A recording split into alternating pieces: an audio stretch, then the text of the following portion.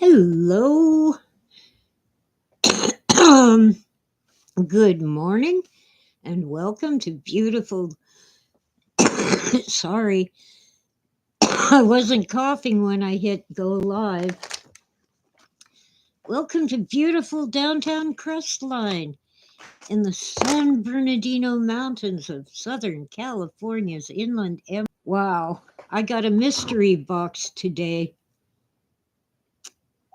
I don't know who sent it or what it is. The United Parcel Truck brought this thing. Huge box, and inside,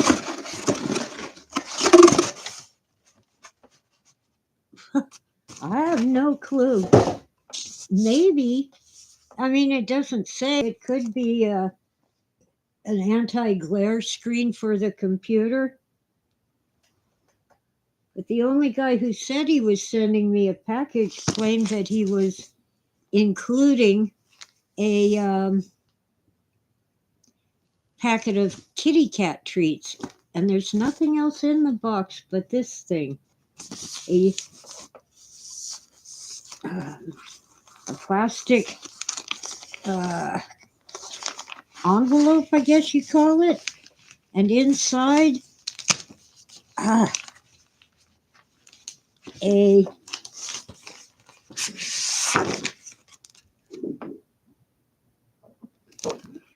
piece of cloudy plastic. Looks like tape across the top. It might be for the computer screen, anti-glare, but it doesn't say what it is. And the return address is some company in Ohio. I know I didn't buy it, but whoever sent it, thank you, and please tell me what it is. Oh, it doesn't want to go back in. Come on.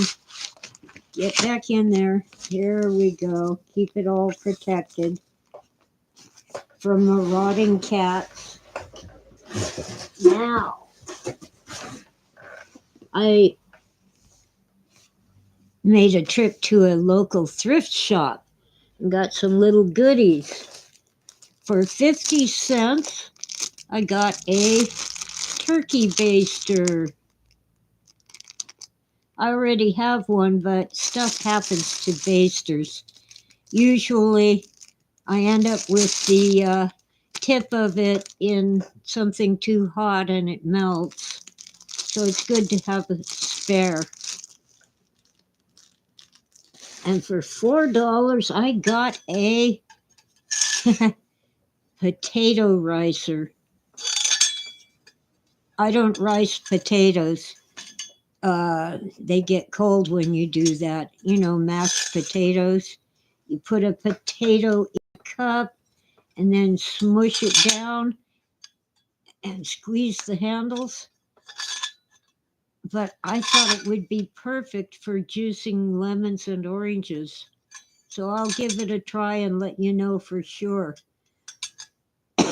But for $4, and it's like new, might be new, not bad at all. And the third and final thing, which was $8, is an old-fashioned frying pan. It's probably old as well as old-fashioned. It has a lid. It's enameled. I think it's aluminum. It isn't heavy enough to be iron unless it's steel. Could be steel. The handle is like kind of welded on. It isn't all one piece. I can't read the trademark.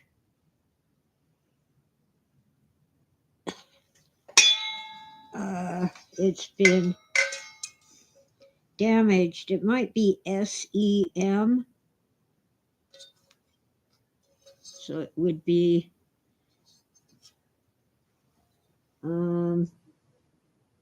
or it could be WES. I'll bet it's WES. See if I can get it in closer and in focus.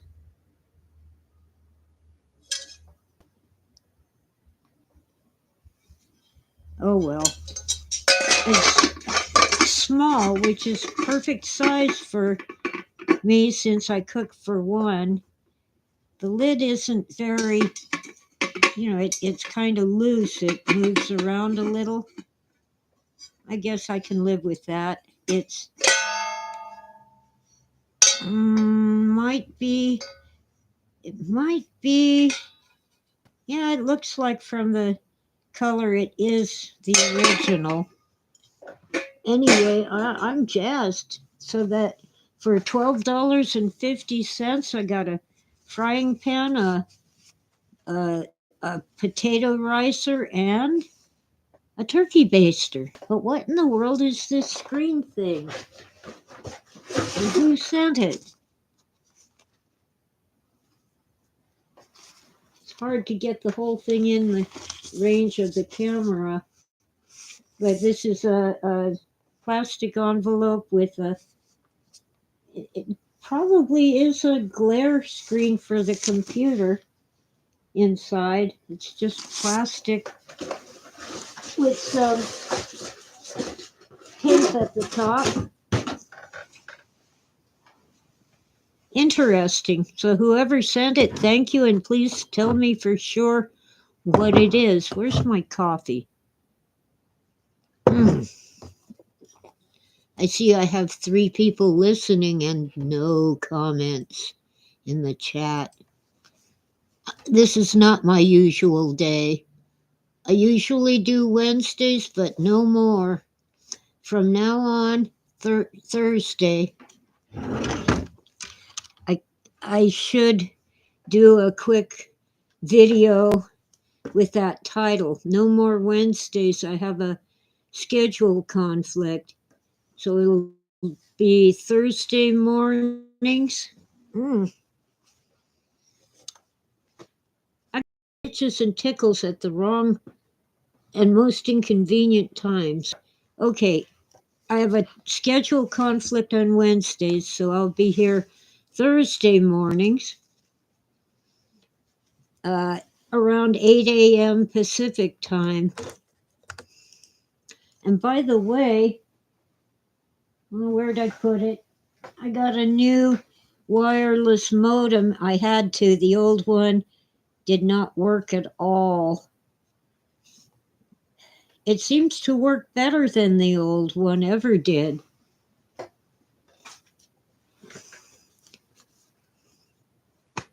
I don't know.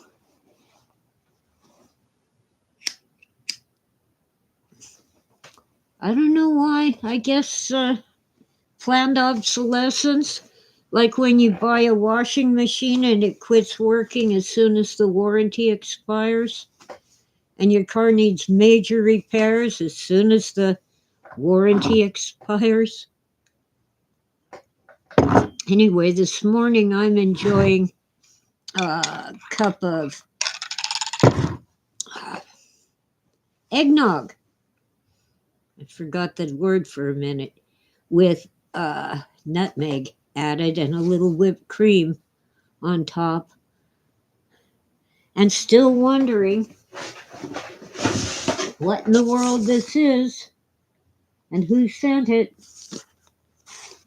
As I said, the person who said he was sending me a package claimed that it would have a packet of kitty cat treats. Hi, Jonah. Oh, Jonah loves eggnog. I have someone in the chat. I'm not planning to do like an hour or two, but I had to show you. Thrift are, as long as you just buy what you need or really want, and don't just go, oh, look at that. Impulse buying. You can save tons of money. A good frying pan with a lid, $8. That's a little beat up, but in my house, it'll things get beat up really fast anyway. And for $4, it's a potato ricer. You put in a potato after it's cooked, of course, boiled till soft, and you squish the potato through the ricer.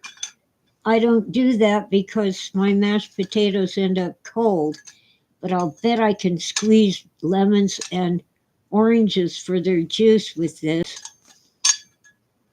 I'm going to try it and let you know. And even better, 50 cents for a turkey baster. There's something like $5 at the store, and this one's brand new and in the package. Not bad at all. And this will be my spare for when I've accidentally melted the end of the old one by putting it in something that's too hot. Jonah might need a new roasting pan. Well, this is just a little frying pan. I have a roasting pan somewhere. Had it for years and I put it somewhere. It is not in my kitchen. I have searched. Ain't there. So it's probably in the closet where I keep things that I don't use very often. But it's a small roaster. You couldn't fit a turkey in it, but you could roast a chicken in it. And it's the perfect size for baking a cake because it fits on the biggest platter that I have, which is not a very big platter. It won't hold a cake that's made in a 9 by 13 cake pan. It's too small for that. So to fit it on my platter, I use the roaster. It comes out kind of round, oval, I guess. Oh, well, elliptical. Technically, an oval is skinnier at one end than the other, but an ellipse is just a flattened circle. And both ends are the same curvature. Anyway, I've got to find it so I can bake a cake and put it on my platter. Last time I made a pineapple upside down cake, I couldn't find the roaster, so I made it in the cake pan and turned it out on a cutting board and very quickly cut it into smaller pieces that would fit on my platter, plus a bunch of it in Tupperware to keep for later. Jonah has a small owl that can handle a small oval that can handle a small pork roast. The turkey roasting pans have been coming in rectangles lately. Well, I did once cook a turkey in a baking pan, and I was never able to use that, cake pan for anything else again. It was a thin aluminum pan. I have a good Pyrex cake pan somewhere.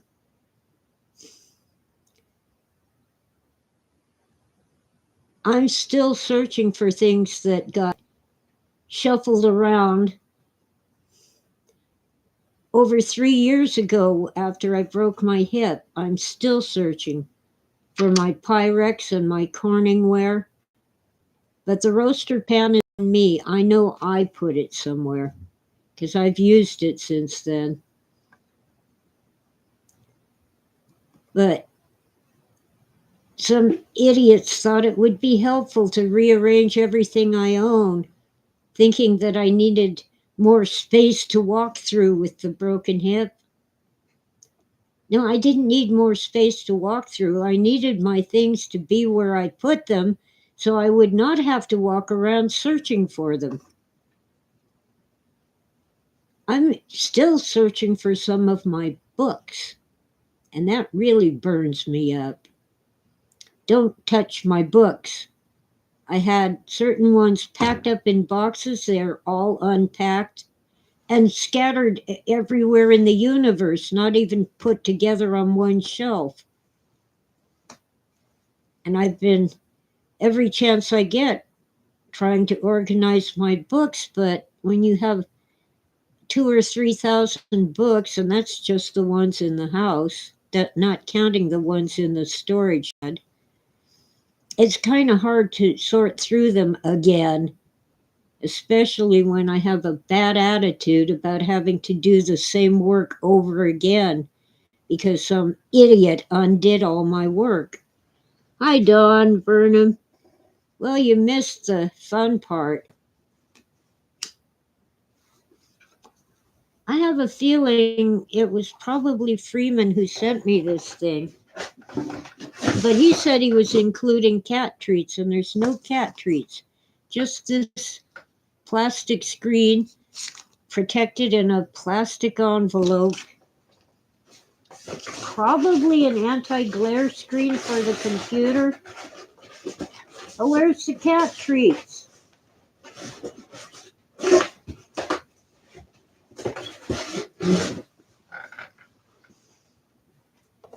Anyway, this is not my regular day. Well, Dawn, you aren't late. I'm 3 days early. I'm supposed to do this on Thursday morning. Hi, Freeman. Did you send me this thing? There's no cat treats in the box, so I don't know. And what is it?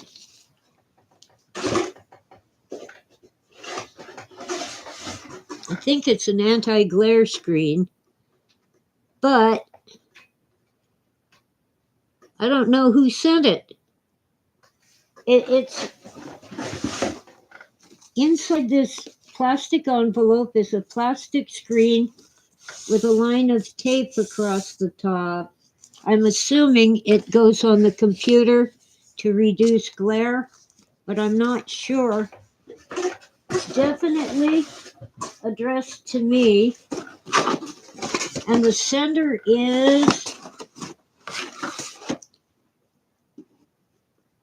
Paite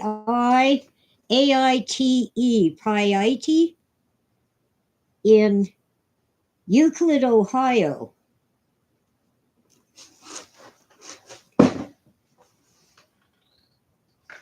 That's what I'm thinking. It's an anti-glare screen. You put your return address on your box, then I have no clue who sent it. And no one's confessing. Oh well, since I have new people.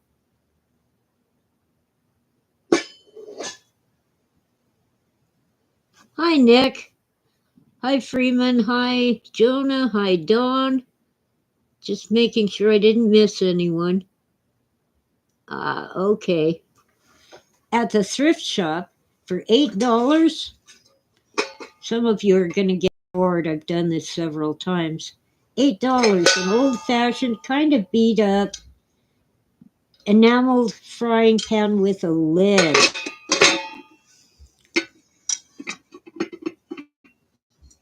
It's beat up, but hey, my stuff gets beat up really fast. And for $8, not bad at all. And for 50 cents, a turkey baster. We can always use turkey basters. And for $4, this is awesome possum. It is a potato ricer. You boil your potatoes, and instead of mashing them, you put a hot potato in the cup and smush it through. Well, I don't rice my mashed potatoes because they get cold. I just get the masher and mash them. And I like them kind of chunky. But I'll bet this will juice a lemon or an orange really well, and the seeds will stay in the basket. Yeah, I know I called it a cup and now it's a basket. Same thing. The thrift shop is in what we call Top Town. It's really uptown, I think. Anyway, I have to have a ride in somebody's car to get there. But it's a great thrift shop that funds our senior citizens center.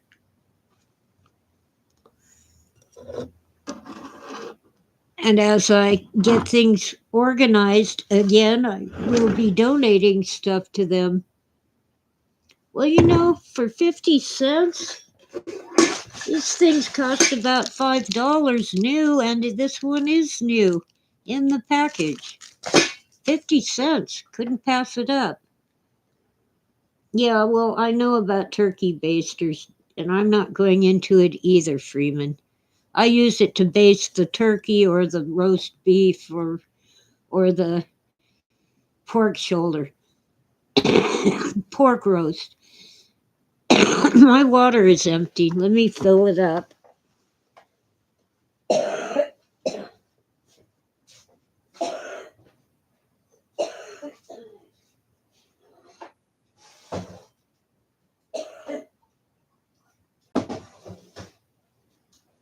By the way, my coughing is because I just ate a big breakfast. Bacon, fried egg, toast with butter and honey, and my tummy's, um, as usual, it's irritating my throat by pushing acid up. But it was a good fist.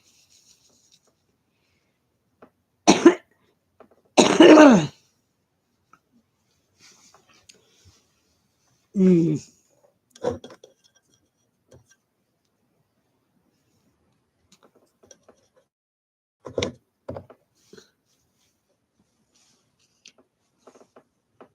Uh, wow. Anyway, this is not my regular day. Remember, no Wednesdays. I have a schedule conflict.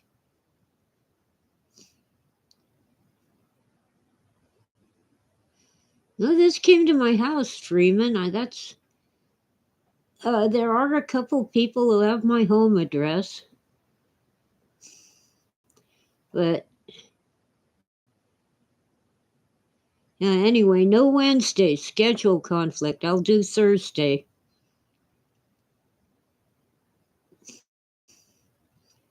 Oh yeah, I have it between 2,000 and 3,000 in the house, and more packed up in the shed in my backyard.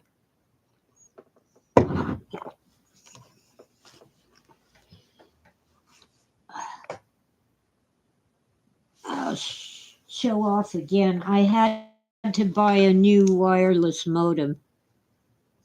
The old one quit working.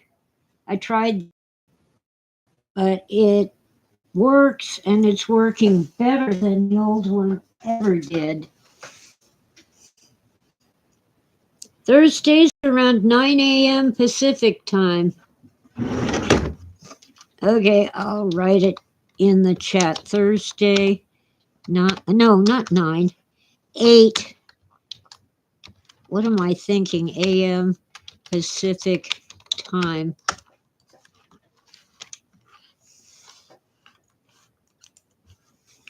I got itchies. I didn't have the itchies before I went on live. Of course not. Uh, Wednesday I have to do a weekly Zoom meeting with community leaders. I'm supposed to update them on what the Lions Club is doing, but I have no clue what we're doing. So I used to be on the board, so I had all the latest. Oh well.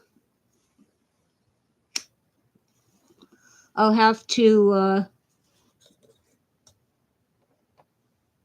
ask our secretary, I guess, to keep me updated on events with the Lions Club. We do fundraisers like with selling See's candies around Christmas. And uh, we had an annual yard sale, but the board decided not to do that anymore, and the membership also agreed because we're getting too old to move stuff around, and we keep having theft overnight. Oh, let Patches scratch the itch. Oh, Patches is a monster. Every time I, settle down in my recliner chair for a nap, she jumps on me, hasn't learned to keep her claws to herself, walks all over me, meowing and purring, gets right in my ear with her purr box and her meowing, and pokes my tummy. The worst part is walking on my bladder, because then I have to get up. Rotten cat. She's very affectionate. You want a cat? But even worse, another cat just moved in, didn't even ask permission. A fluffy gray, probably male. I thought it was a pregnant female, but she would have had kittens by now, so he must be a fat male or a fat fixed female. Well, it's Crestline, California, Nick. There are other crest lines. There's one in Ohio and one in some other state. But yeah, I love these mountains. It wasn't quite as chilly today. It's actually around 60 degrees right now at noon, but that's probably as warm as it'll get. 60 Fahrenheit. What is that Celsius? Let's see, 60 F2C, 15 and a half Celsius. Yeah, well, the internet shows you the best of Crestline. We have a few dumpy areas, but thank you, Nick. About 15 Celsius. Mm. And if you've noticed that I don't do this as often to read the chat, I finally realized what I should have realized ages ago. I could put the monitor closer to me so I could read the chat without going like this. Oh, Moorcraft, Wyoming, huh, Freeman? I'm not sure I'd survive in Wyoming.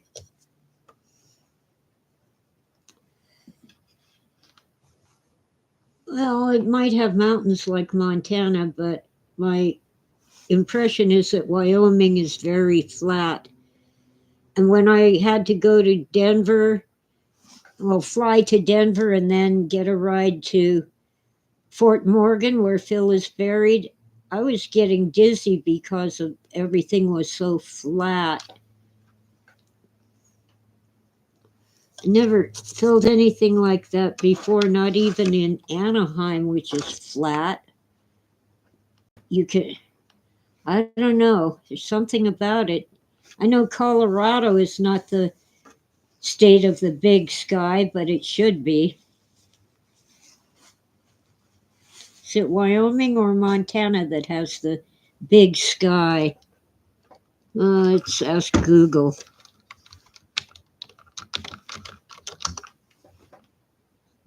Montana. But Montana has mountains.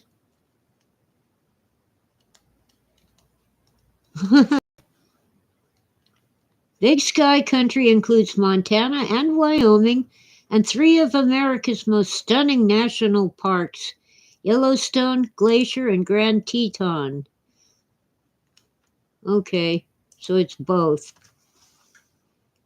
Kansas is flat. Dakotas are flat. Well, the Dakotas have the Black Hills. My granny was born in a town near Pierre, South Dakota. You might have heard people call it Pierre, but it's really Pierre. It's French, so it doesn't have to make sense. It was something Spring. I don't remember the name of the town. Freeman says Colorado gets hilly once you get west past Denver. Montana has mountains. Yeah, well, Montana kind of means mountain, doesn't it? Well, the thing about Denver is it's on top of a mountain. It's just the mountain just happens to have a flat top.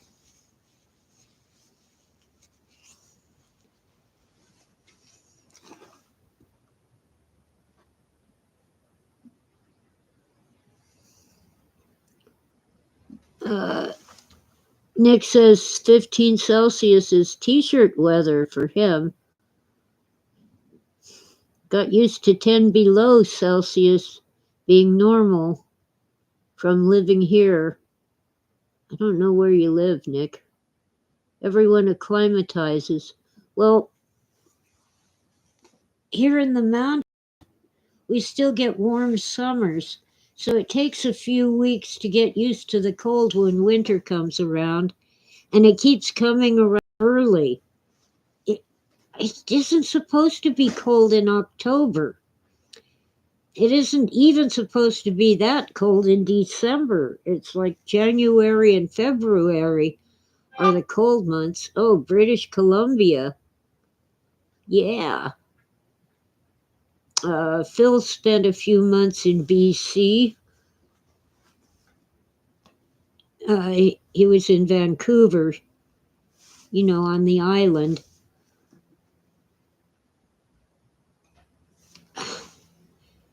He used to open his window to feel the wind off the glacier. I think he was nuts. I didn't know him then. It was shortly before I met him. I met him in I met him in Santa Ana, but he was living in Fullerton. Oh, it's Revenge Against Greta Thunberg. Yeah. I don't know where the global warming is. It certainly isn't here. Even our summer was colder than normal. Oh, Nick is on the island also. Wow. I read about some small islands off the coast of BC. Not read, saw on YouTube. I heard. I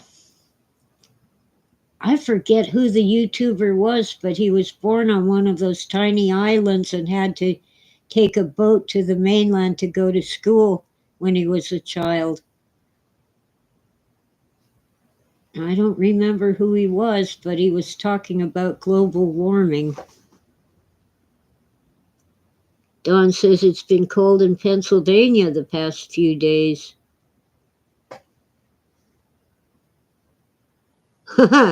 Freeman on Long Island. Yep.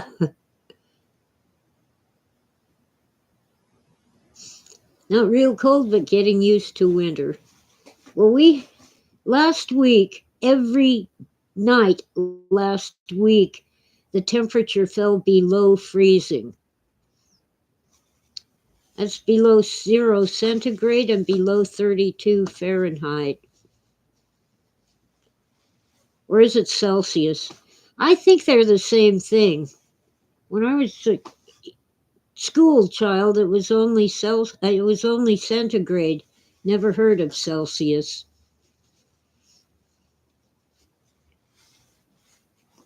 Anyway. Yeah. Wow.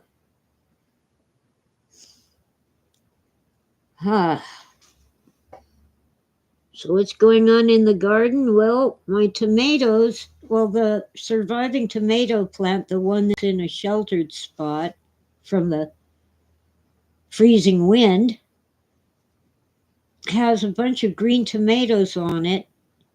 I usually harvest them in July and August.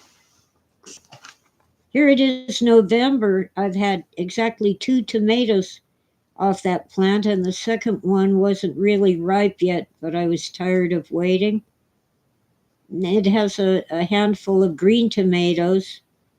They probably won't get ripe before the poor plant dies from the cold.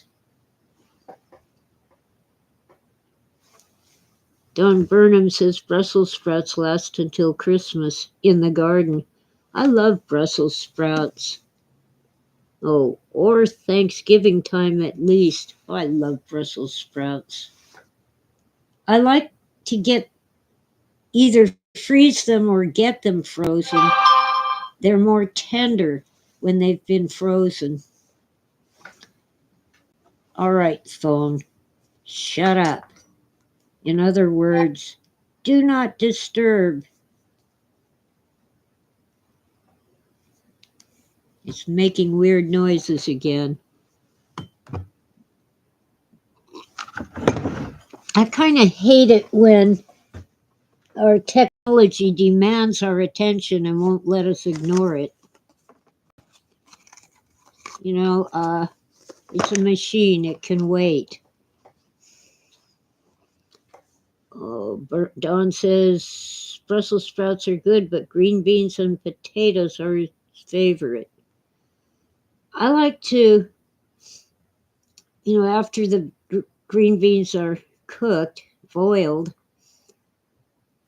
just keep them crispy, but, not too soft. And then fry them with bacon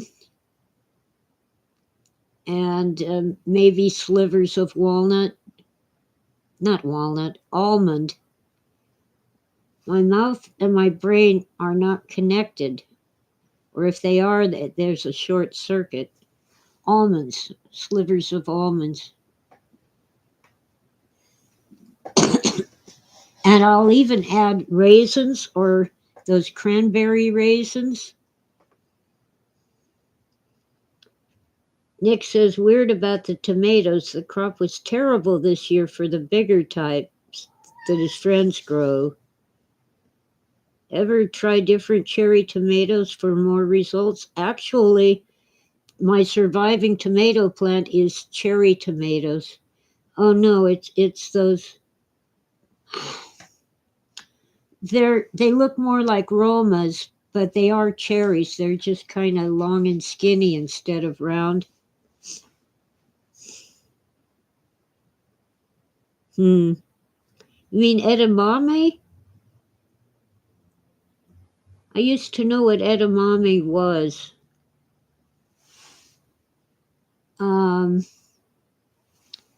Criminy. Let me see.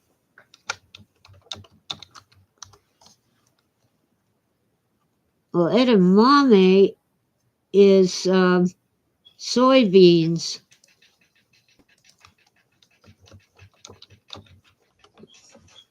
Tora, your timing is terrible. I know you want outside. Okay. Open the door so Tora can go out and play. I'll leave it open, all right? It ain't that cold. Cats. Yeah, they're soybeans. Google says so, and that jogged my memory. I almost at a cafeteria I thought they were lima beans because they were not in the pod, they were just the seeds. I was disappointed because soybeans are not lima beans. I like lima beans and butter beans. Butter beans are yellow, but otherwise they're just like lima beans. Yeah, cherry tomatoes tend to have more flavor, and they do grow better. But it's November. I should have been harvesting in July and August. But our weird weather must have something to do with it. Yeah, I've had regular tomatoes give me all kinds of problems. The worst was when I was out with my broken hip and the person taking care of them for me overwatered them.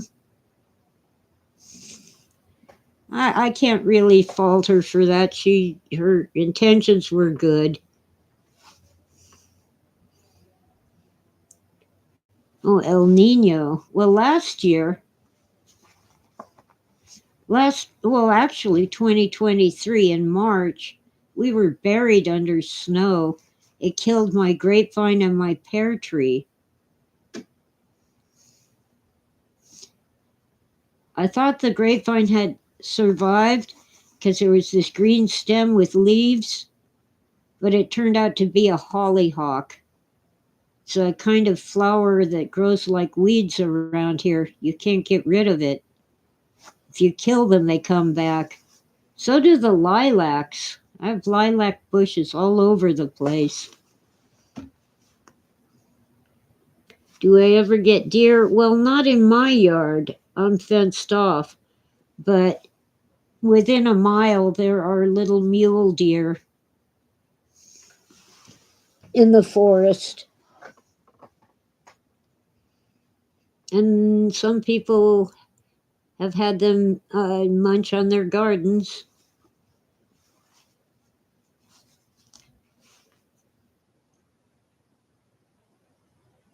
I should get a. I should build some kind of a greenhouse. The problem is the crazy weather around here could destroy it, no matter how sturdy it is. It isn't so much the wind and I mean the rain and snow, it's the wind.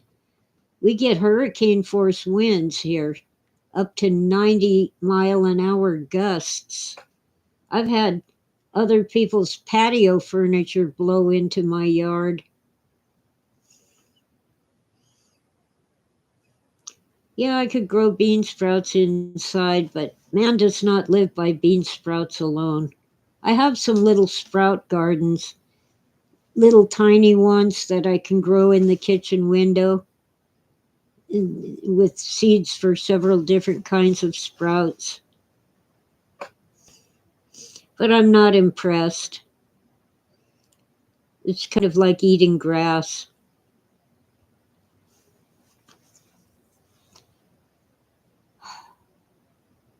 I think I'll stick with bacon and toast with butter and honey. Maybe a fried egg now and then. Although I prefer deviled eggs. I don't put paprika on them. I know paprika is supposed to be a pepper, but all the flavor I get from it is just bitter.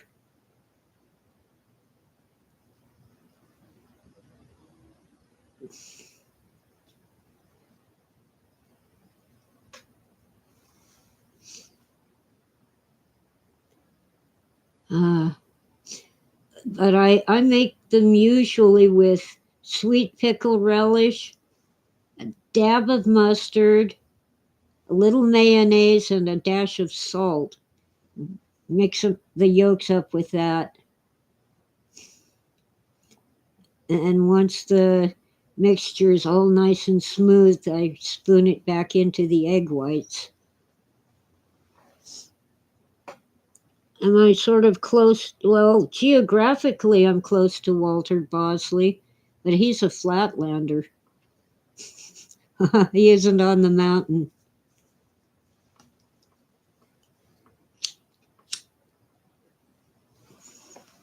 At one point, we were going to do an informal gathering for fans. You know, no admission, just meet at a local coffee shop or something. But then Walter became ill.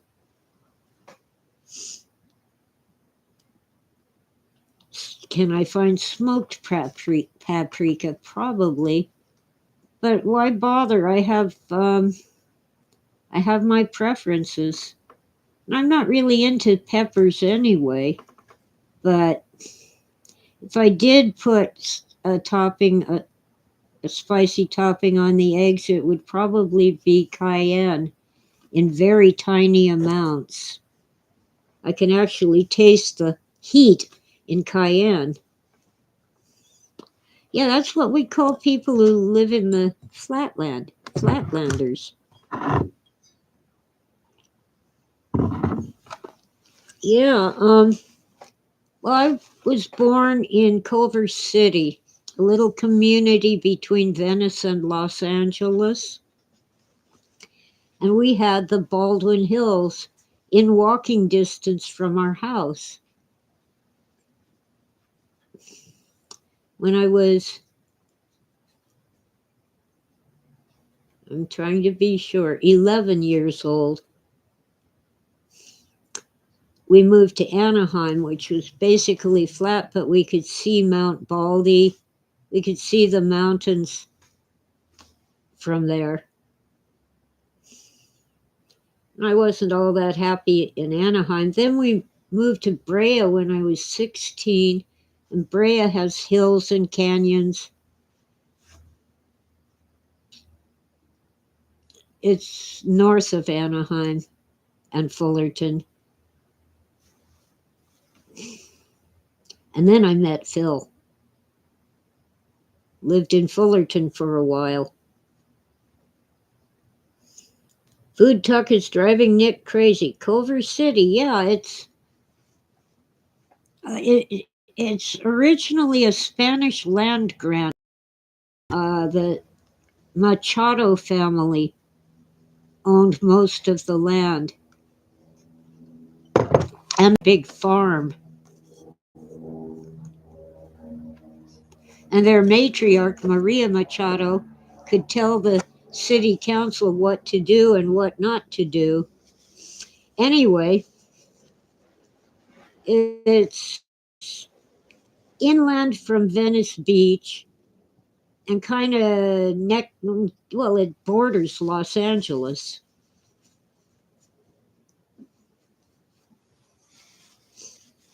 Hi, Ditch. You're late.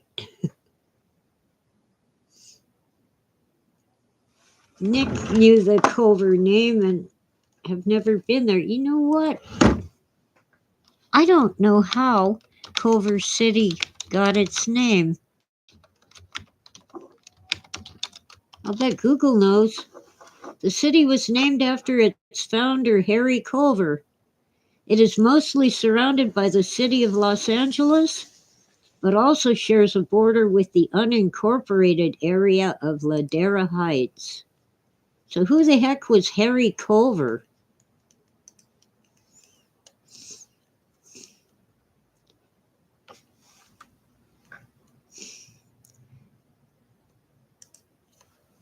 Before the white man came along, Culver City was, I guess, cared for by the Tongva, Kij, and Chumash people.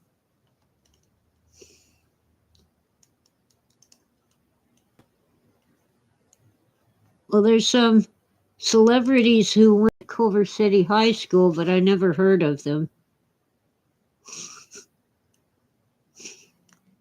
Derek Dees, San Francisco 49ers and Tampa Bay Buccaneers.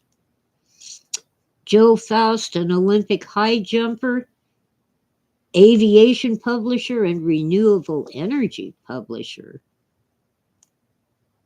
Rocky George, suicidal tendencies guitarist.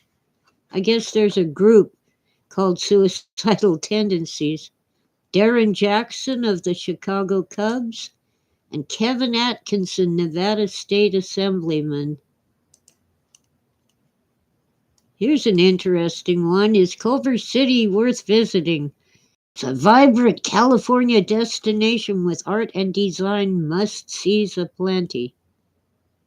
Well, not when I lived there. MGM Studios was the big pull, but it was closed. Let me see.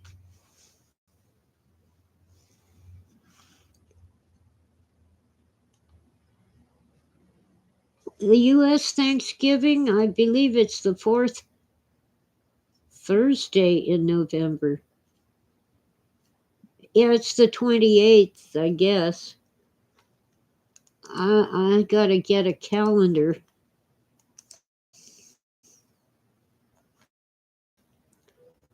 You know, it isn't the same date calendar, you stinking computer. I gotta get a paper calendar that I can just pick up and look at and write on.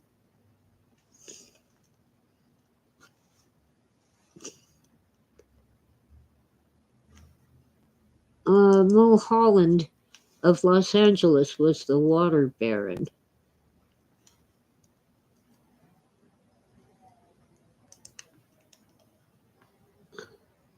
I'm supposed to give my audience a nickname?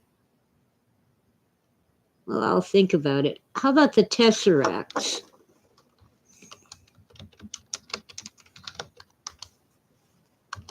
I think that's fitting.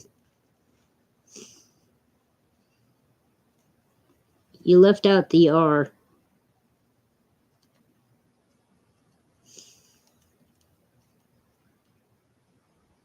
Canada has a Thanksgiving, and it isn't the same day as ours. Oh, 70s punk rock, Freeman. Okay. The suicidal tendencies. Okay, so my audience is the Tesseracts. Let me see, I'm trying to catch up. Yeah, I clicked on calendar. I'm waiting for it to open. So it's Tessaracts.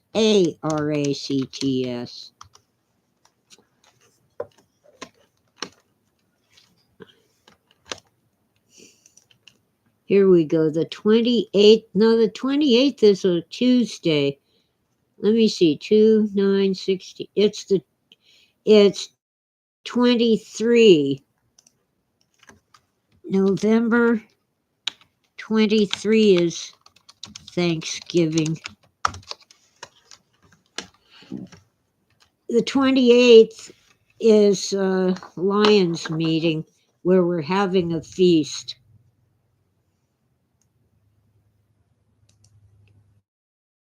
I don't want to style it. I'll just say Tesseracts. I don't want to fiddle with uppercase and so forth. Let people wonder and try to figure it out. How long have I been on? Almost an hour, and I was just going to do a quickie. How long have I been involved with the Lions Club? I joined in 2004. Yeah, Lions have been around since around 1920, maybe earlier, but in 1921, I think it was, they were looking for a cause to support, and Helen Keller asked them to become Knights for the Blind. So they did. So our major focus is preserving sight, restoring sight where possible. We get people eyeglasses and eye exams and all kinds of stuff. But we also help with other things like childhood cancer at City of Hope, um, diabetes, which is a major cause of blindness. Oh, yeah, the I-10 freeway is closed in one spot in Los Angeles. There was a fire that damaged the overpass. Huge fire. Apparently, it was a stack of pallets that started the fire.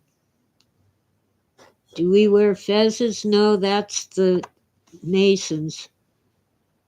I have a purple cowboy hat, but not everybody wears that. Mostly we have either sashes or vests with all our pins and stuff. Let me see if I can pull out my sash. I don't have a vest. Don't like them. Uh, Sash. Well,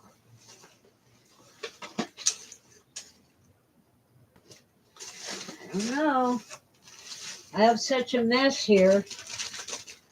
Can't even find the cowboy hat. There's too much stuff.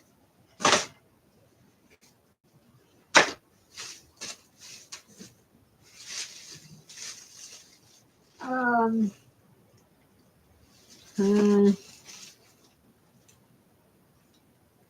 I don't know. Don't know where my sash went, but I have my Lions shirt. Oh, of course, it's inside out. It's a polo shirt. They didn't have one small enough for me. So it's I wear it over other clothing. See, there's a little patch that says Lions and Crestline Lions Club. Doesn't say on the patch, but our motto is "We serve." And one of our catchphrases is "Where there's a need, there's a lion." We help with disasters. We come in and clean things up and hand out food and bottled water and blankets and such.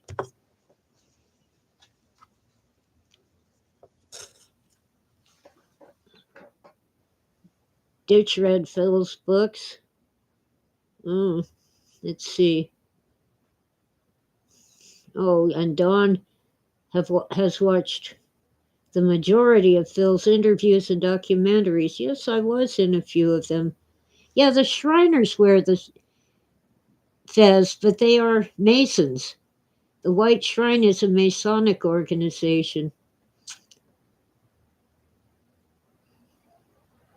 And they're the ones who fund the Shriners hospitals where children can get treatment for totally free. Oh, the Lions did stuff with Little League Baseball when Nick was a growing sprout. Oh, I had a copy of the Rolling Stone that had Phil's interview. I can't find it. And I hope these idiots who thought they were being helpful while I was out with a broken hip didn't go, oh, this is all old and faded, we'll throw it out. You never know. I hate people who think it's helpful to invade my privacy and paw through everything I own. Ditch tried to join the Masons but decided not to. Gonna build his own simulation. Freeman finished the short stories, Days of Perky Pat and Breakfast at Twilight. I don't remember Breakfast at Twilight, but Days of Perky Pat was incorporated into, I think it was Martian Time Slip, one of the novels. More cigarettes. Freeman also said he was sending me a pack of Dunhill cigarettes. I can get them here, but I just buy a pack once in a while. Dunhill Red. Yeah, when I was a child, even after I was an adult and mom was just visiting, mom would go through my things and find something that she could throw in the trash, and it was nearly always something precious. And I think that's what happened to Phil's draft card. I had his draft card back in the 70s, and it disappeared.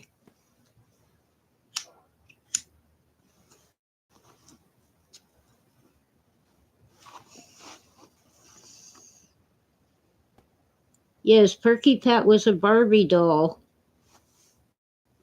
Um, Well, he based Perky Pat on his daughter's playing with Barbie dolls. Ditch smokes American Spirits dark green. I have to figure out which American Spirits have the flavor that I like. It isn't the turquoise. I know that much. Oh, no, and it isn't. It might. I think it isn't the dark blue either. I think that those must be lights or something. They're bitter and make my throat hurt. Don smokes the yellow packs. The dark green is like organic and they are a little stronger. Yeah, well, camel filters are a strong tobacco. When I was a teenager, the guys who did hard physical work, like on the docks or in factories, smoked camels without the filter. Freeman refuses to smoke at all. Well, that good for you. I think smoking is not a good habit at all. But I do happen to be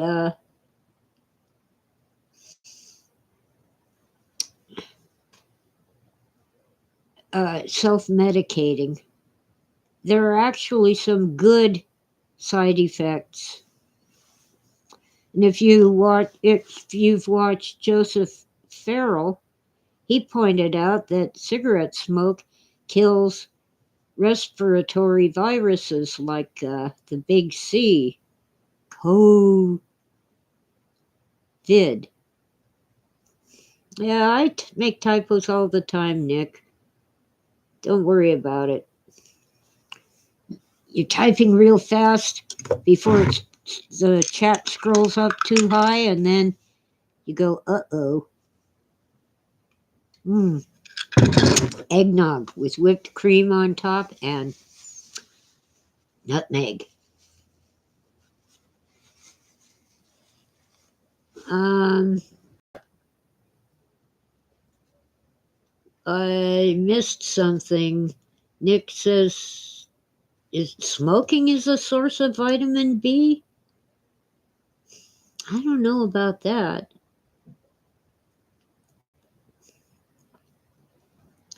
Ditch has the lungs of an Olympic sprinter. Well, my lungs are okay. You might have noticed I'm not sucking it into my lungs. I'm just puffing on them. And sure, I breathe in some of the smoke, but I'm not sucking it down into my lungs. Yeah, the real harm for me with cigarettes is what they cost. And every time I come on YouTube Live, I smoke like a chimney. The rest of the time, not so much.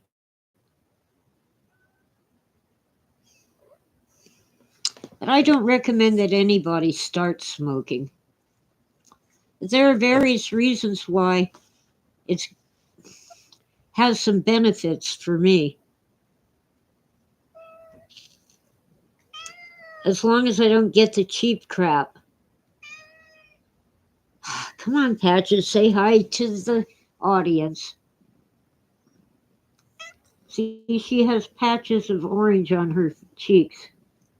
Patches is a spaz. She's hyperactive. Yes, dear, and she's purring like a thunderstorm. Get off of me. Let go with the claws. Eat spinach instead of smoking like Popeye. Popeye, oh, that's right, he sucks the spinach in through his pipe, but he smokes a pipe. Well, I've found that back when I was so diligent with keeping the cats in the house, when I tried to quit smoking, they went into withdrawals. So now I open the door and let them go outside.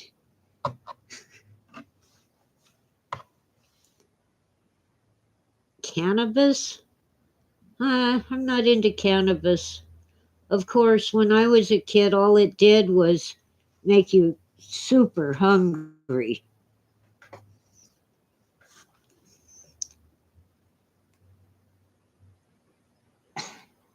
You know, a whole baggie full back then was like one joint now.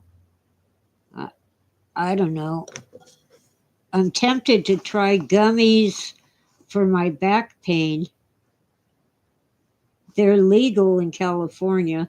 Don't even need a prescription from your doctor. But lately, the back pain hasn't been that bad as long as I don't overdo things like walking too much or lifting things. Hiccups. Jeez, that's from the eggnog. Okay, Freeman wants to know what was the 60s cartoon Eighth Man about the guy who got his superpower from his special cigarettes. I've never heard of it. Ditch says Allen Ginsberg wrote a poem where he smokes two joints. I once went to I think it was Allen Ginsberg. He was doing a poetry reading at my college. Now, most events for students were $3, but with the student discount to see him, it was $15. And all the poems he read were just F this and F that and other bad words. I sat through the first half, and at intermission, I left and didn't come back. I think he was trying to get people to leave. Allen Ginsberg. Let me see.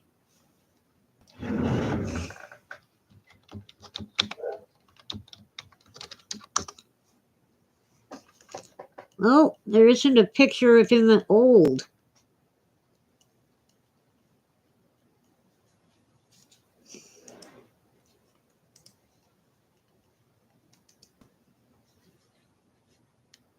Yeah, he wrote Howl. I'm pretty sure. Why was Howl so controversial? Yeah, I think he was reading Howl. I just didn't care for that. Jack Kerouac. Now, Phil was a fan of Jack Kerouac, but I haven't read any of Kerouac's work. Ditch says Ginsberg sucked.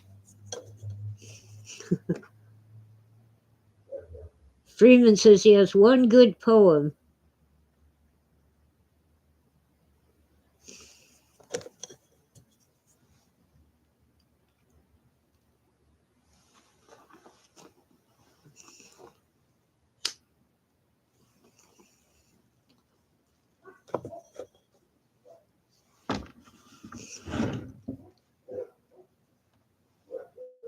Burroughs, but Burroughs, I'm sure that Burroughs wrote a book called Blade Runner. I'm pretty sure. Although the one that Ridley Scott bought for uh,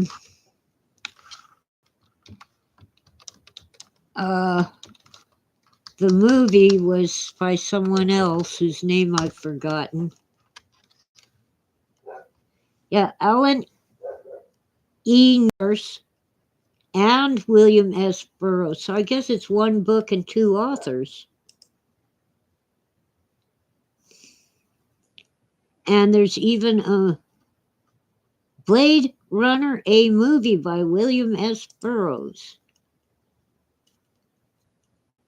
But Ridley Scott bought the rights to the title from Alan E. Norse because he wanted that novel suppressed so he could sell a novel of his movie.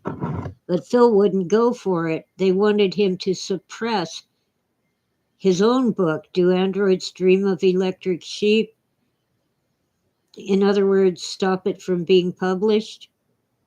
And Phil said, no, not for all the money in the world. And they offered him $1 million and the opportunity to write a novelization of the movie and get royalties from it. And he said no, which is why you can still get Phil's novel. Let's see.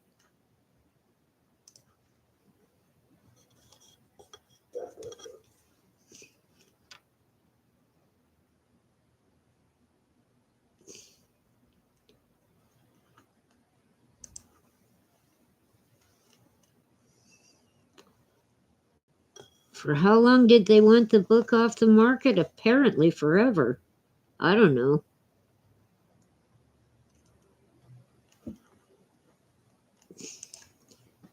But now that Do Androids Dream of Electric Sheep is being published with the title Blade Runner.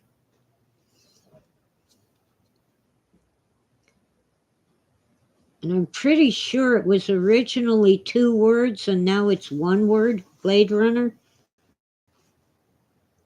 What's my favorite book by Phil? That's hard to say. In science fiction, I think it's The Unteleported Man, but it's kind of a tie with Ubik. In nonfiction, it has to be The Man Whose Teeth Were All Exactly Alike. Oh, the wind is coming up. Huh. Crazy weather today.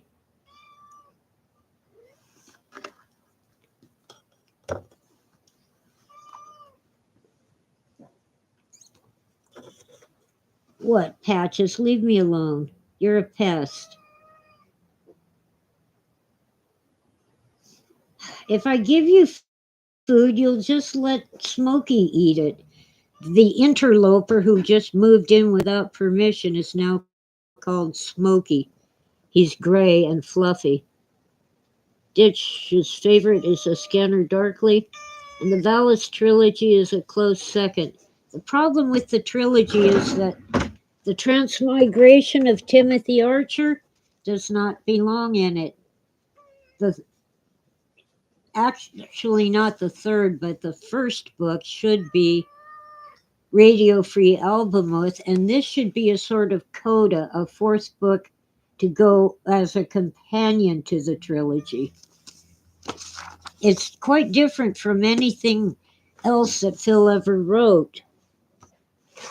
It's in the first person, and the character who's telling the story is a woman. And she is not a very nice person. She seems to be rather autistic and ADHD.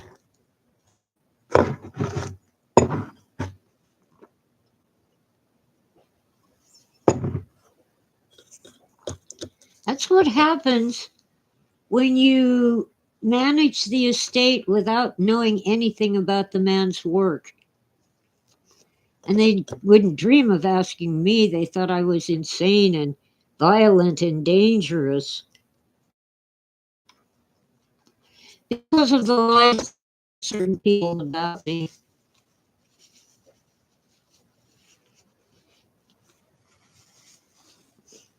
No, not Anne Freeman. The main character is based on someone else. I'd better not say who.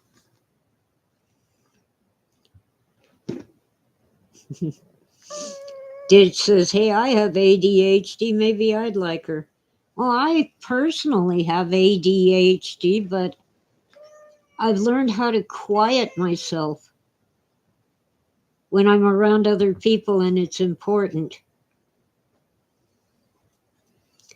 I've found that I can, especially on a long car ride, I can start a conversation with someone and then just shut my mouth and let them talk for half an hour. And they think I'm so brilliant. And I haven't said anything. They did all the talking. And I don't cuss. Never have been much for cussing except when you leave me alone in a room with a computer, especially if it's on the internet. Did I watch The Man in the High Castle TV show? I watched the first season. I started the first episode of the second season and had to quit. Too much brutality. It was painful.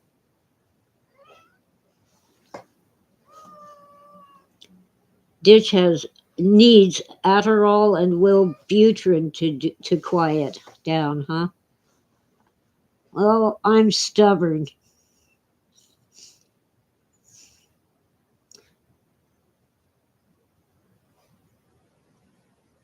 Yeah, well, my parents were children who never grew up, and mom was insane and possessed and evil. Dad was just a baby in a man's body. Yeah, Blade Runner went far off Phil's novel, and Man in the High Castle the same. Phil didn't write much about the Nazis. He was planning a sequel in which he would cover the Nazi occupation of the east coast of the United States.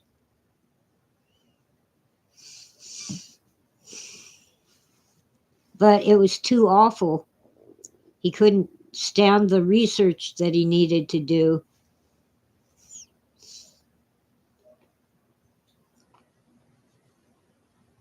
Yeah, I really can't travel now. I can't carry my own luggage.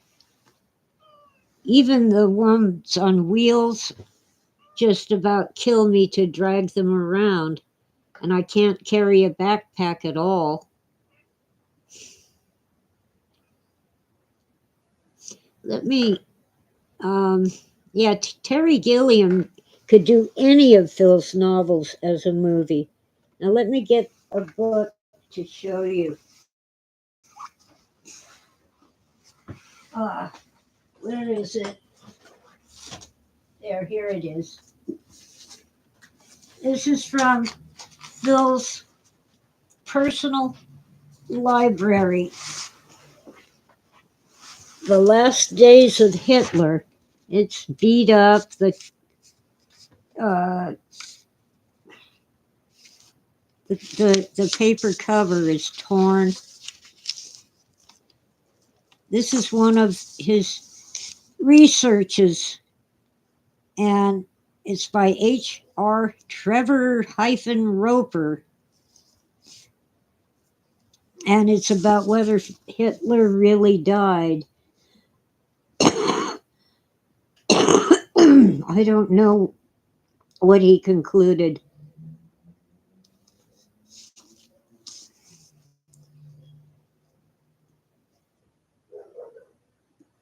They were planning for Hitler to escape, and some people say he succeeded in escaping.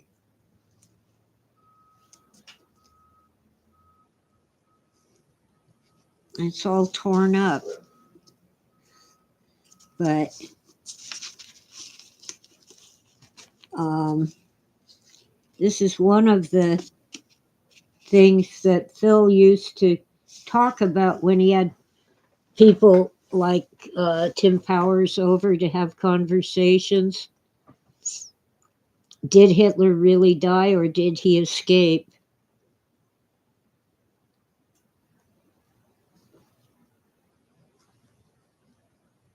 Um, Angus Orvid. Hi, Angus. Angus says he's read some of Roper's books and they were very good.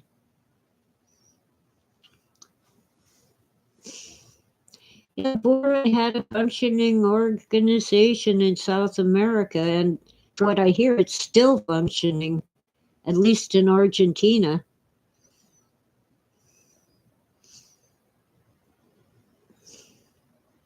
Oh, the rat lines.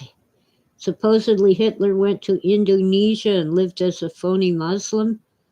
Well, the theory I've heard the most often is that he went to Argentina where they had built an estate for him with a mansion and armed guards and lots of acres of land. What happened to Tim Powers? Well, I don't know what he's doing now, but he had written a book about Pirates of the Caribbean, which became a Disney movie, and he got a lot of money. I forget the title of his book, but since Disney already had the Pirates of the Caribbean ride, they bought Tim's book rights, the movie rights to Tim's novel for the first Pirates of the Caribbean movie.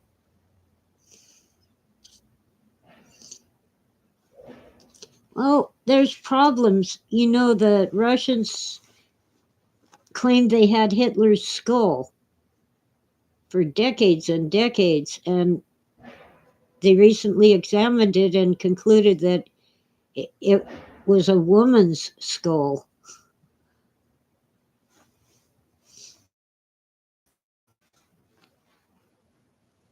Angus's grandparents were in the rare book business, and a customer showed them what he claimed was a diary written by hand by Bormann. His grandmother begged the man to take it to the Wiesenthal Center. Yeah, Simon Wiesenthal. They were going after old escaped Nazis. They caught quite a few in South America, too. Took him back to the World Court for trial. Well, I'm not a fan of the sword and sorcery, which is Tim's genre, but he is an excellent writer.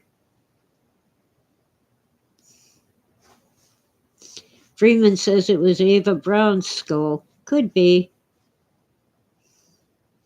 Compared to Jack Sparrow,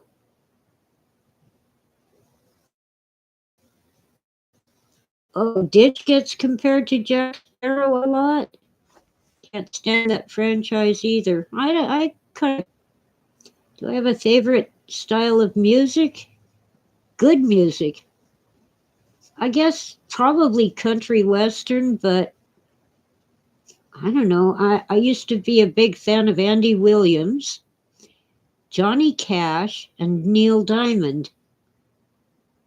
And I do like Fleetwood Mac, even now. And Pat Benatar, but after a couple of records, she disappeared. Pat Benatar was amazing talent as a singer. In books, I don't know. I kind of like murder mysteries, especially the fun ones. I the woman's last name is Brown, but her co-author is her cat, Sneaky Pie Brown. They're fun. You get a lot of laughs. Yeah, I guess I like classic rock. I do like Creedence Clearwater Revival. I'm not into the Rolling Stones or the Beatles. I do like some of their songs, but they're kind of um,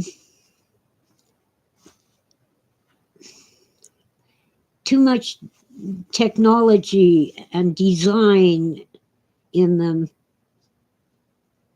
They're more technology than talent. Although Paul It's pretty good, but I do like George Harrison. Paul McCartney, yeah, okay. But George Harrison, when he went solo, was awesome. Uh, Trying to think. Well, I don't seek out new music. Usually my son introduces me to it, but I kind of like some of the rap and hip hop, and I don't really know the difference between rap and hip hop. I used to like Rage Against the Machine, Fight the Power.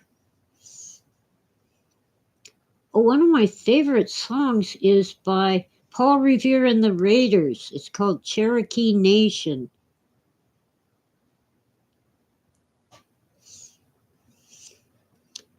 Harrison's solo work, or Angus says, was the best of all the Beatles. Yeah, and John and Paul wouldn't let the group do George's songs that he composed. It was all John and Paul. It's one of the reasons why they broke up. And then when John Lennon insisted that Yoko Ono had to join the group, that was the last straw. I've heard Yoko's music and I want to wash my ears out. Seriously.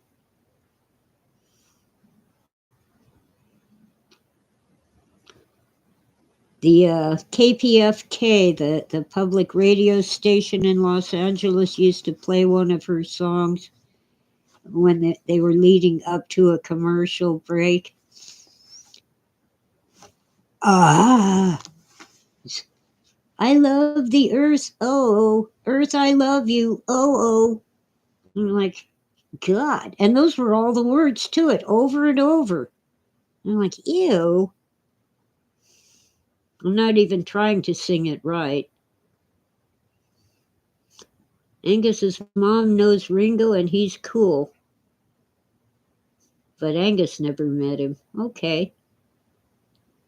Mom told me one of the good pieces of advice mom gave me is don't date a musician and especially not the drummer. And don't date a sailor for the same reason. Do I like old U2? Oh, yeah. Didn't they do 99 Luftballons? I think that was U2. I hear they're no good anymore, but they were good once. Oh, Ditch knows the Yoko's song and says I sang it better than she did.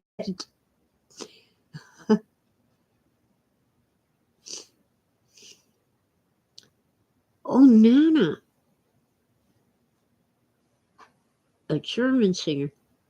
That reminds me, Nana, one of the musicians Phil really liked was Nana Mouskouri, a French Canadian singer.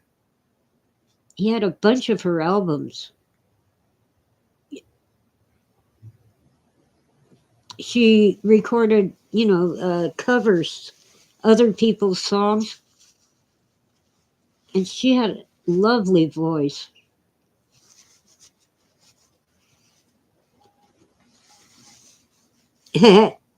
Nick's gonna tell an old drummer friend that line about dating. 99 Luftballons was a karaoke favorite. Okay. Nana is, oh, Greek. That's right, Angus. I'm sorry. Nana Mouskouri is Greek. But for some reason, I think she was living in Canada. So I connect her with Phil discovered her music when he was in Canada. Hmm. Anyway, she had a lovely voice. Oh, the German group was Nana. Okay. I never heard of it. Angus says she lives in France for years with the big glasses. Yeah, I love those glasses. They're what we used to call horn rim, and they were like a man's style, but they just look so good on her.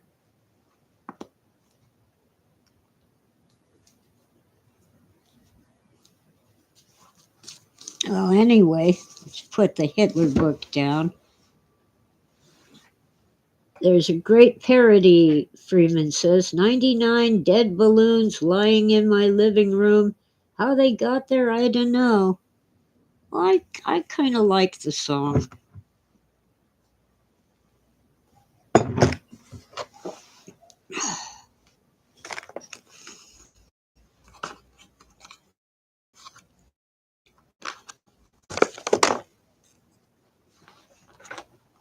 I think the world lost real greatness when Johnny Cash died. His last album just tear your heart out. When his wife June died, he just it was like a part of his soul was torn out. June Carter Cash.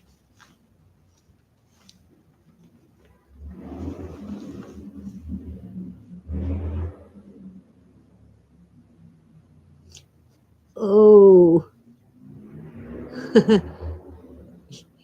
poor Ditch. His neighbor's a drummer, and he's in a row house. You know, those are the ones that share a wall because they're so close together. They share an outside wall.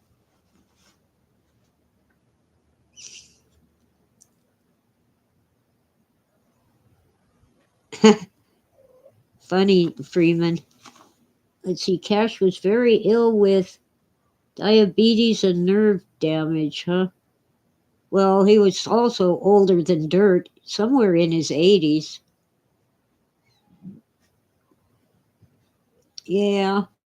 Well, I've seen row houses on TV shows.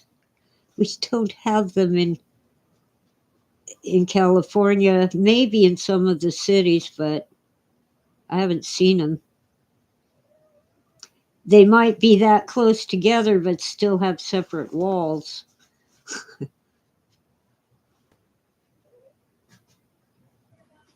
Oh, okay. I can't get YouTube money. I'm not monetized, Ditch. Long, sad story, but it's never going to happen. Oh, the 9 Inch Nails. Oh, God. Haven't heard that in years. Paper thin walls. I believe it.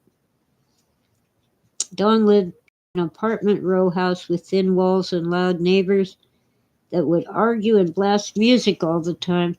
I once had the ground floor apartment when the people upstairs would decide to vacuum their floors at 2 o'clock in the morning. So I got a clarinet, and I'm not good at clarinet. I would get into the bathroom to make a good echo and start just squealing on that clarinet until they quit. You have to be on drugs to get up at 2 o'clock in the morning to vacuum. Really?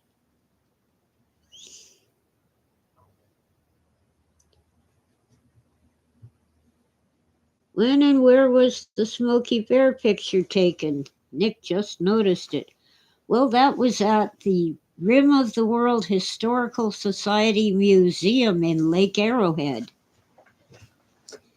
They, um, it's free, and if you have a group like, say, school children or a club, uh, they'll even give you a free tour of the museum with someone who's knowledgeable about the history of these mountains. They have all kinds of cool stuff, including dead animals. You know, the like a raccoon that's been stuffed they're mostly old. They don't go out and kill anything. They scour the various shops for animals that are native to our mountains.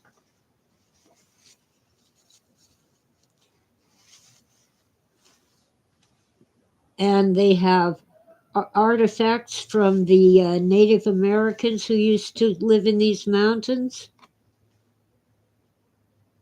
I can kind of get out a scale or an easy beginner's song on the clarinet, but I haven't tried it in a while, so my lips aren't very strong.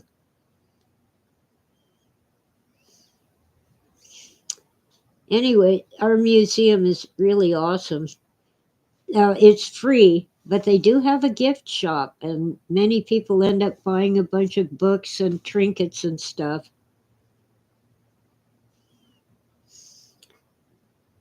When I was in school, I started on violin and switched to cello, but I always wanted a clarinet.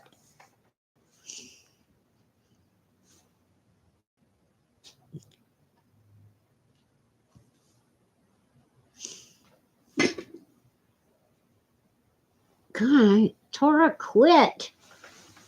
I can't give you treats. All the other cats will come running.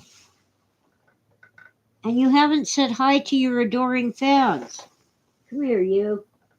Oh, run away. You're no fun. Well, I did take piano in college. All right, I had a cigarette going, or I thought I did. Oh, I never lit it. Penny whistle, the didgeridoo, the trumpet.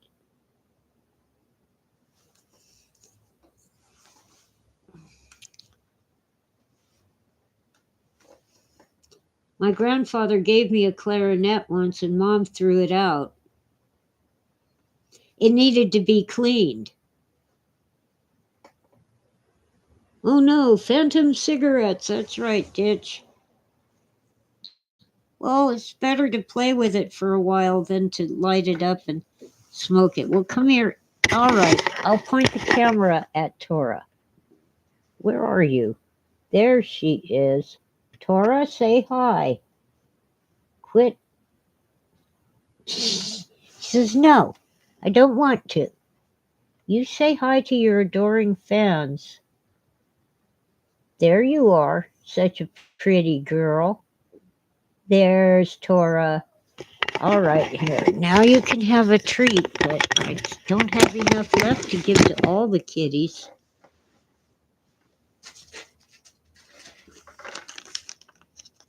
No.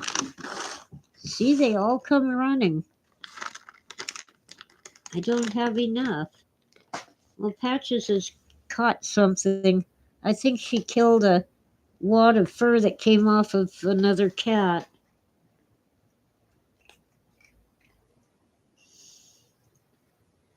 That's the worst part of cats. Their hair is on everything I own.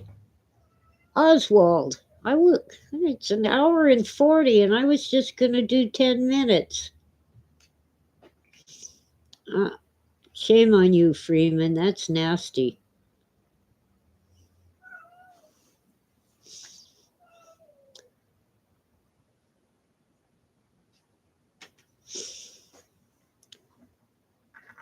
Praise Bob?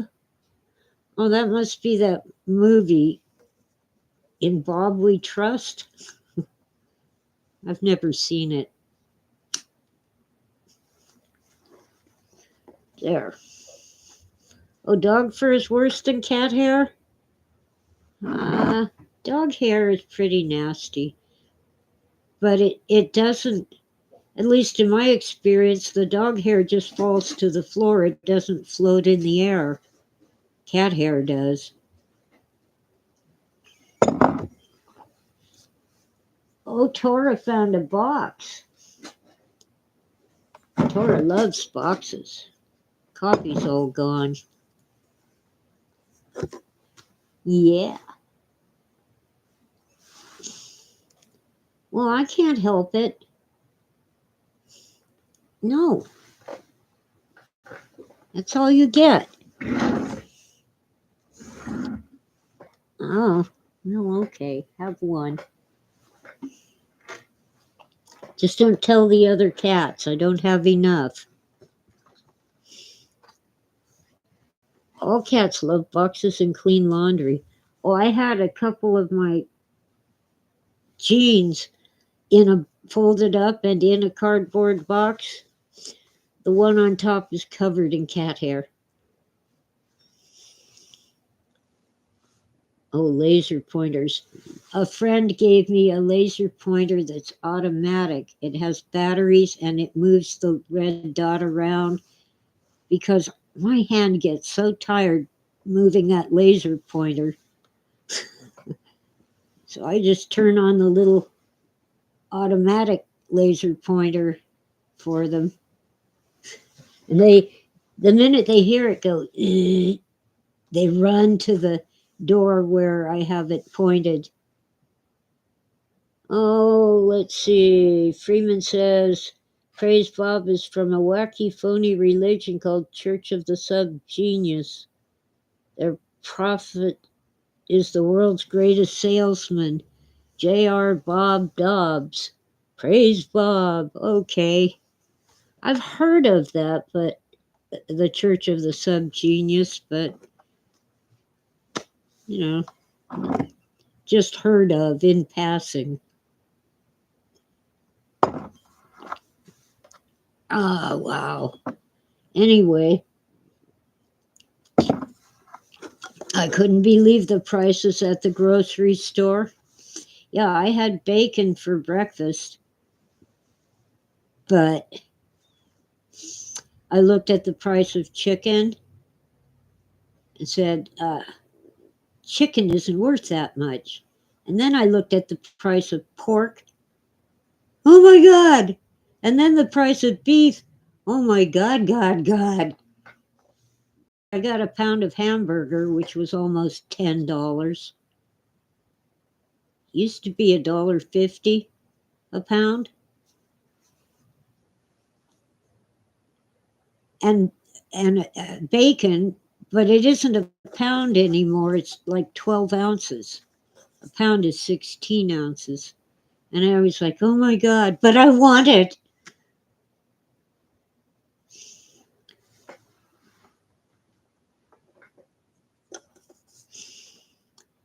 So, but then in the freezer compartment, they had a Cornish game hens, they're actually what we get at the grocery store is usually just a very young chicken, but the price wasn't nearly as bad as chicken.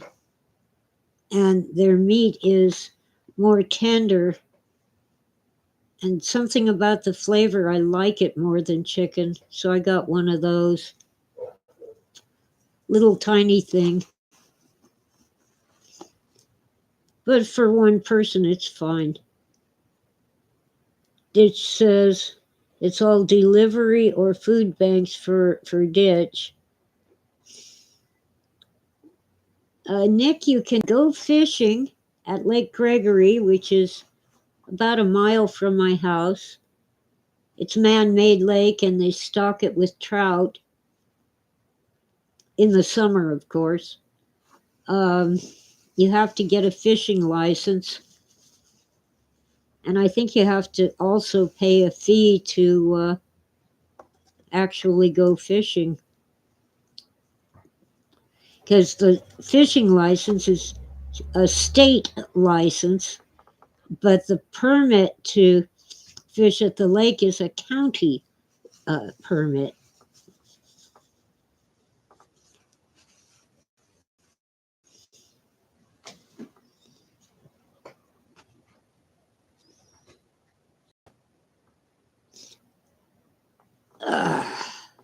I can't afford to live anywhere else. $50 for a fishing license, Ditch? But worth every penny. Well, I don't like freshwater fish.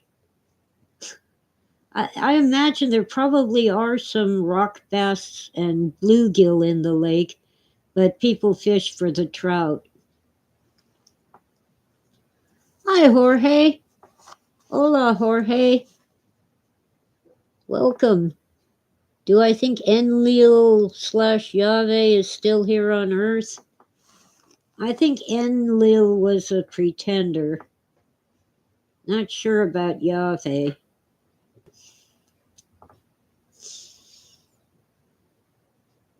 Oh, Ditch is a bow hunter and can hunt all year round.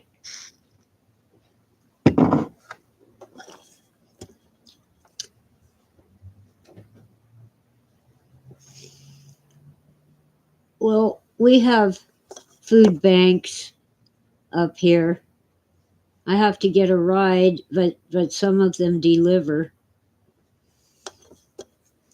But lately they haven't had anything fresh. It's been canned food and pasta, rice, and dried beans. And I already have enough pasta, rice, and dried beans to last me 20 years. Well, maybe only 10 years. I've been eating them.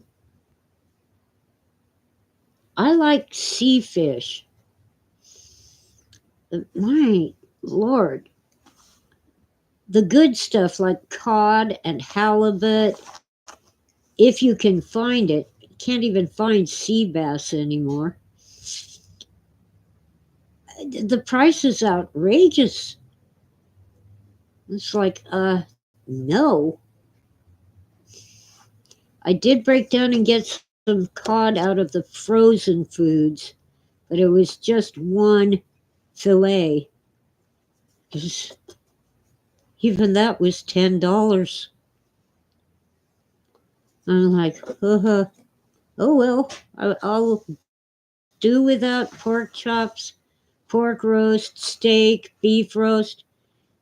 I'll have the fish, the bacon, one game hen, and a pound of hamburger. Jeez.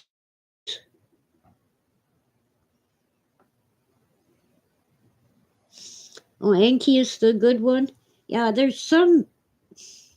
One of the YouTubers keeps calling him Inky. It isn't Inky, it's Enki. Enki is supposed to be the good one, huh? Oh, Enki didn't want the humans to be all killed off. I see. Well, there were spirit beings, but they pretended to be gods when they really were not. They were lower level beings, pretenders.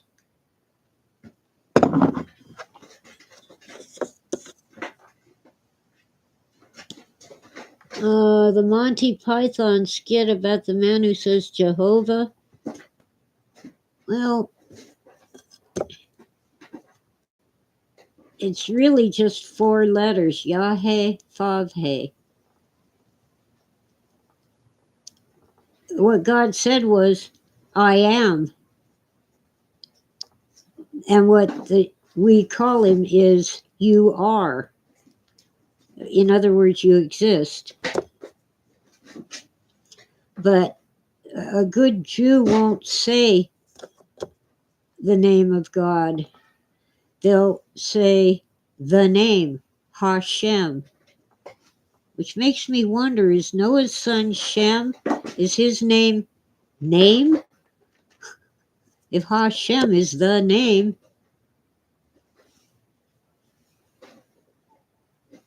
Yes, Ditch, I am, I will be, I will always be.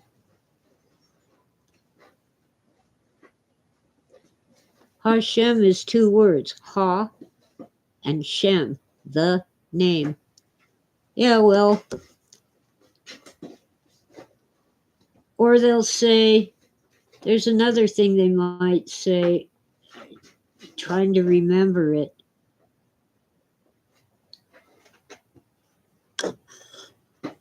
Well, Ha is the, it's the definite article. I think they'll say Adonai, Lord. That's Greek, by the way, and it should be Adonai, but we say Adonai.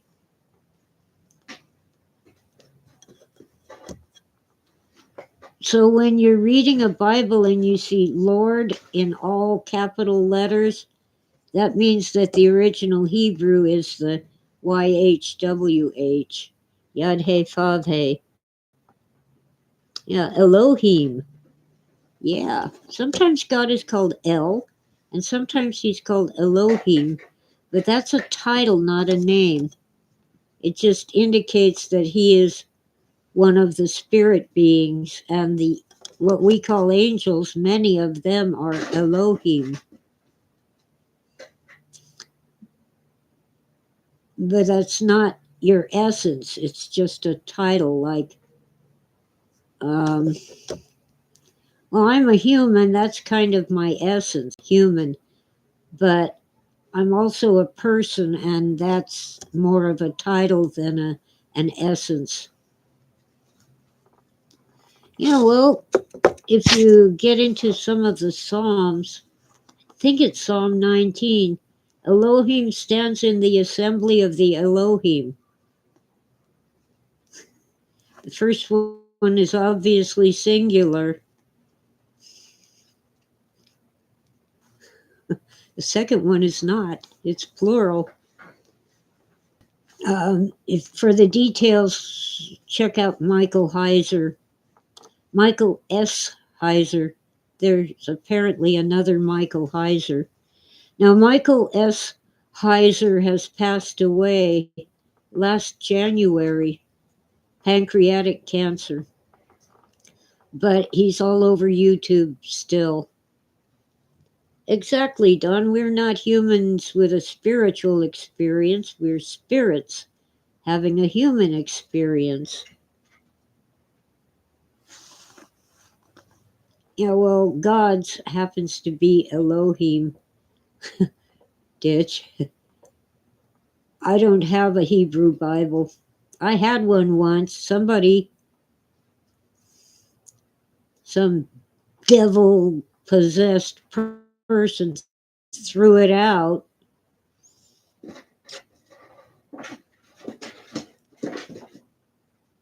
So Angus is not, is a Reconstructionist, a liberal constructionist Jew. Orthodoxy doesn't make sense.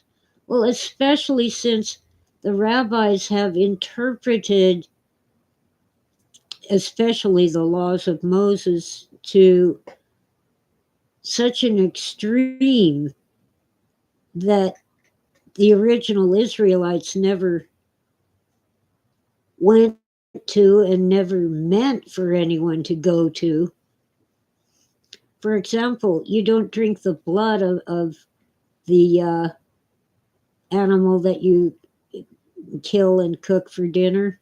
That doesn't mean you have to drain out every drop. It means you don't catch the blood and drink it. Oh dear, Ditch thinks he's a Kabbalist. Cabal or, is like Jewish magic or alchemy. Freeman knows a good song. Yeah, that's the Navy song about beans. I've heard it a million times.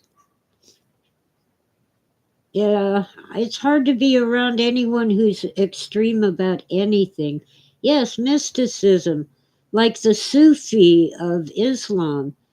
The Sunni and the Shia don't like them. They hate the Sufi because they're so mystical.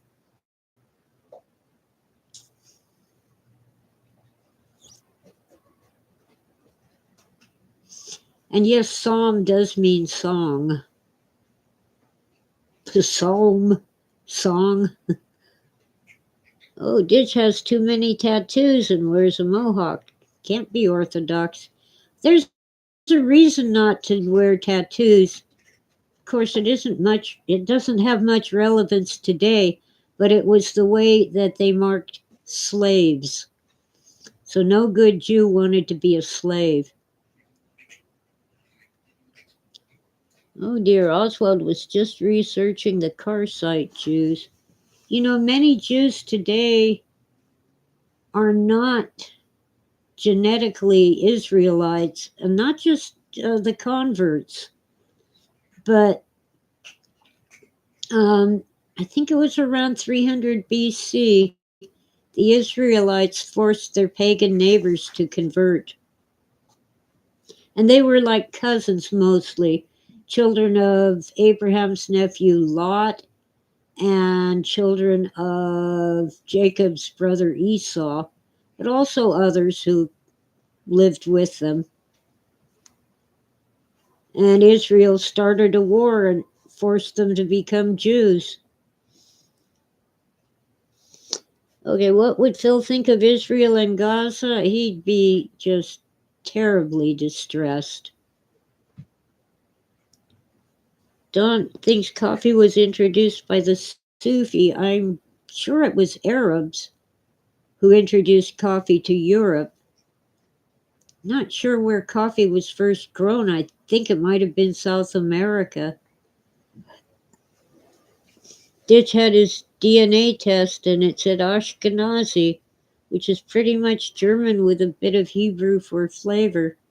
Well, the Ashkenazi, if I remember correctly, first lived in Eastern Europe and migrated to Germany in Central Europe. Oh, Oswald says coffee was first used by humans in Ethiopia, so it must have come from Africa.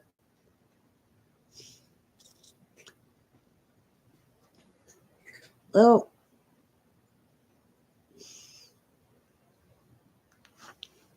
as far as I know, I'm not Jewish at all, but I'm Scottish and Irish, mostly Scottish, and some Welsh and some English, but the English is actually from the south of France, the Norman French, who were really Vikings. They are the Evans. And my Evans ancestors were Welsh, and my Foster ancestors were English slash Vikings.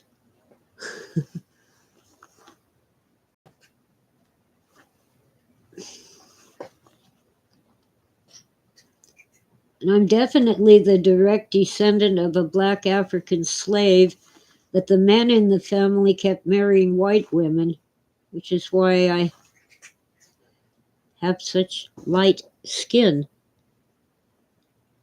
Oh, and Oswald has twice the guilt because he's Catholic and Jewish. Angus says Sephardic Jews in Amsterdam helped popularize coffee as a commodity in the 1600s. Mormons don't drink coffee. Of course they do, they don't tell. So they drink postum, which is like roasted grains made into a poor facsimile of coffee. Nick is from Off-World. Good for you. Angus knows a lot of Jack Mormons. Well, my grandparents were Mormon, but they escaped. Well, only my grandfather. My grandmother was, I think, a Presbyterian. But during the Depression, my grandfather had a job because he was a Mormon. I think he was born in Salt Lake City. And my mother was born in Salt Lake City because my grandfather had a job during the Depression, and it was in Salt Lake City. So I'm in the book of life that the Mormons keep because of that ancestry. And what they do is they have someone else get baptized in your name. So I'm sure they baptized someone to make me a Mormon. Jorge recites the Morning prayer of Sikhism, even though he isn't a Sikh, but he likes the prayers very much and the mantras.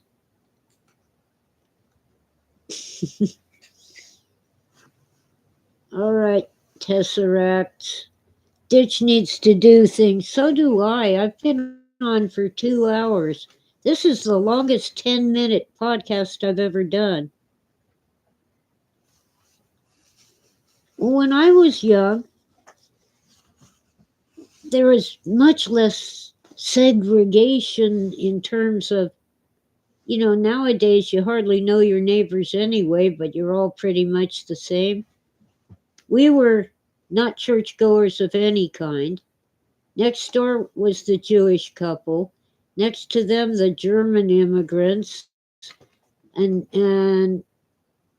next to them, the Swedish couple,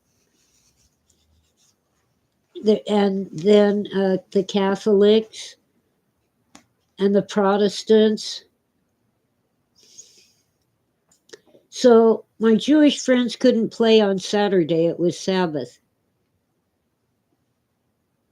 My Catholic and Protestant friends couldn't play on Sunday, they were at church.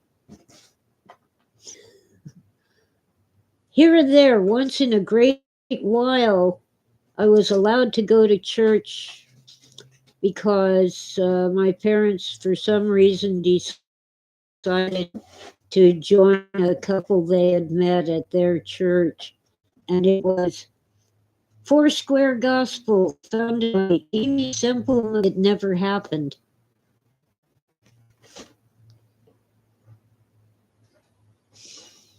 Anyway, not a 3-hour tour, Dawn. I gotta get going. Yeah, I'm not gonna try to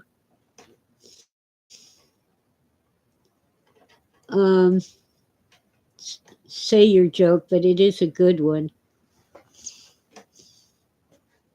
Angus worked at a bookstore with a lady who was into the Foursquare thing. And well, Mom lost her faith when the world didn't come to an end. Oh, the upcoming PKD conference. I really don't think I can go, but I'll try to arrange a Zoom meeting for people who are there. Yes, Gilligan's Island, Dawn.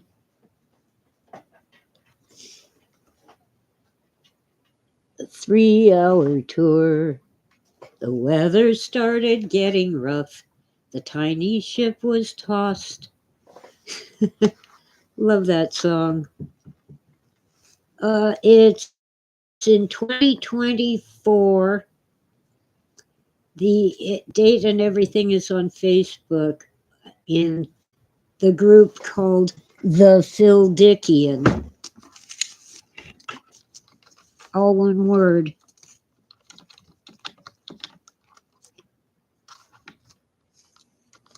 I'm trying to type it. I think it's in July, but I don't remember the exact date. I might be able to pull it up before I go. Let's see.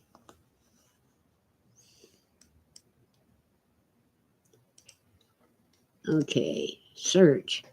The Phil Dickian. People keep making me a moderator in their groups. Well, I'm scrolling down, and I'm not seeing it.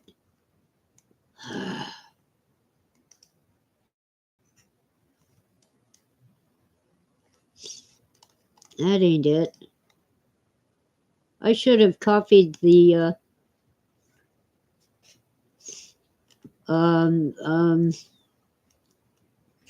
image. Well, I'm not seeing it.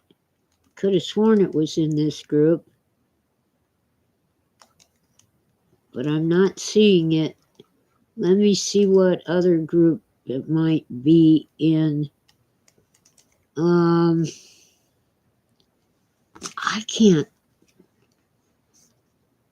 Oh, well, I posted it on my page.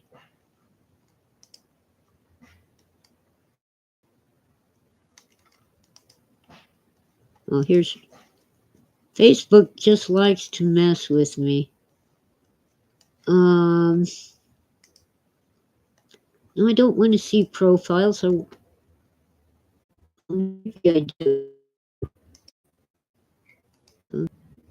No.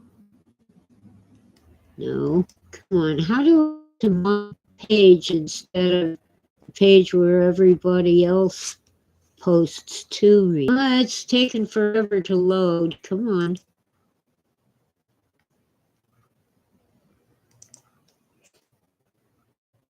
Load. They need delete. It's too in the chat because it has all this garbage. Erotic show too. Their GoFund. Here's their GoFundMe. It has the info on it. They need $2,000 to fund the event. And I'll just copy the first line of their info.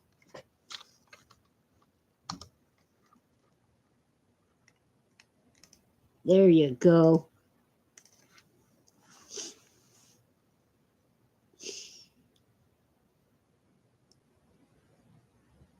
Dawn came back. I'm leaving.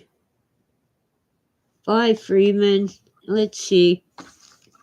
Thank you all for listening and have typo a great day, and I'll see you Thursday. Bye.